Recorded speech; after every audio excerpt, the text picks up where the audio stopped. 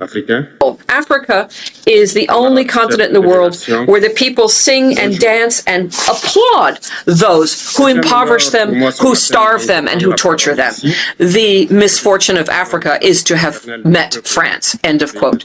It's true that the West was violent with Africa, raped it, and stole from Africa. So what is our share of the responsibility in all of this as African leaders? Is it not us, the African leaders, who have abandoned our identity? Our names have disappeared in order to make way for other names that do not match our realities. We need to reconquer our own culture and take ownership.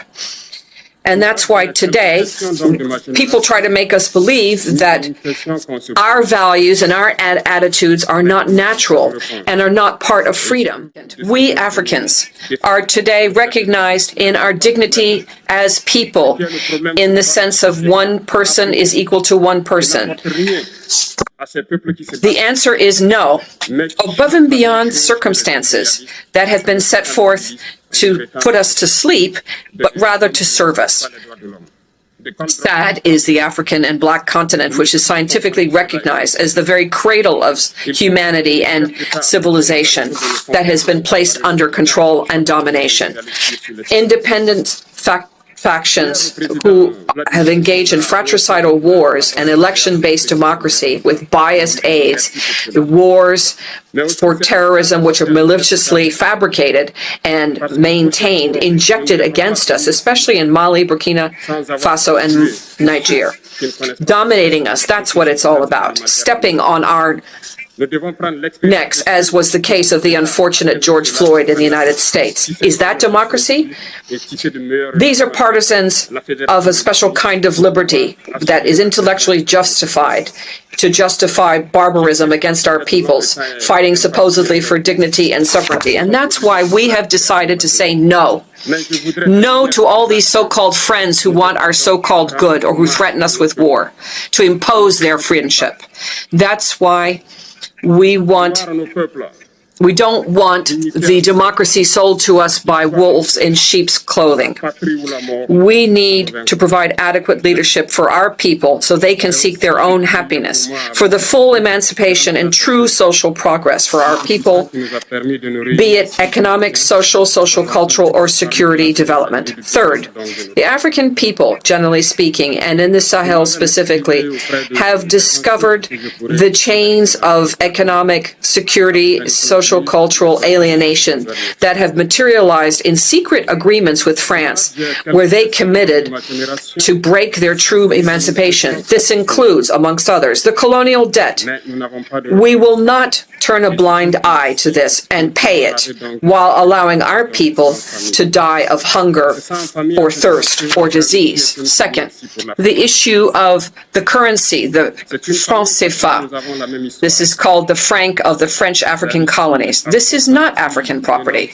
Legally speaking, property is the right to be able to dispose of something in the most absolute way, according to Article 544 of the French Civil Code. A patent is therefore held by France on the currency, the French CFA, and therefore it is the property, but it's the property of the African Francophone states.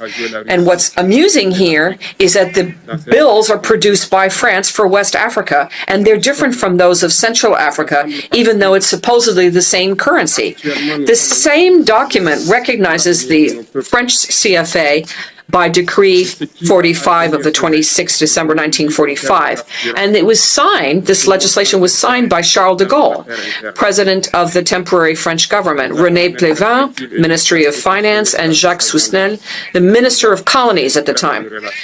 Next, the priority and interest for French companies in bids for public procurement and public offers. And finally, the exclusive right to provide equipment and military equipment and other types of military officers and colonies. If we ignore that these coups d'etats are often the result of bad governance and constitutional maneuvers in order to provide additional mandates. That will always happen. We need to be lucid about this and root out the real causes and require respect of democratic rules and virtuous governance. 5, the African people don't have a problem with the French people. It's rather the French policies and politics we have a problem with, the condescendence. That's what we reject. Refusing an ambassador to Niger is a violation of international law, especially Article 1 and 2 of the Vienna Convention, and paragraph 9 on diplomatic relations of 1961. By deciding to refuse artists from Burkina Faso, Mali, and Niger in France, that is a serious undermining of cultural wealth and refusal of recognition.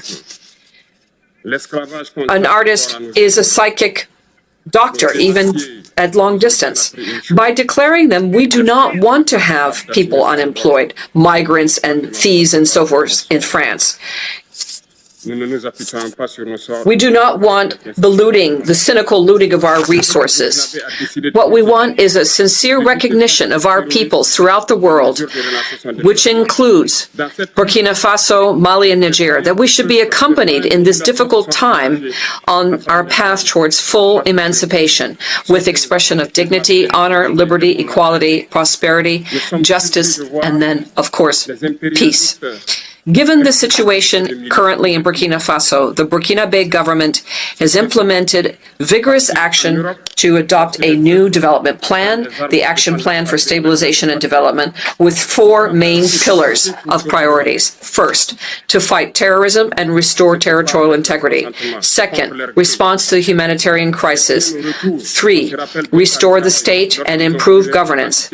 And finally, national reconciliation and social cohesion.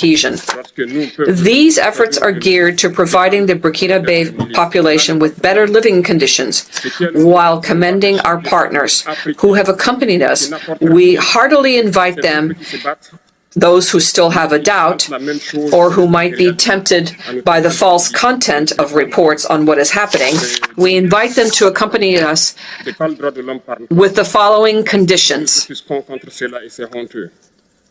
Long live the United Nations, long live this 78th session of the General Assembly, long live the people who fight, long live solidarity, long live free Africa, long live the states of the Sahel, long live until victory.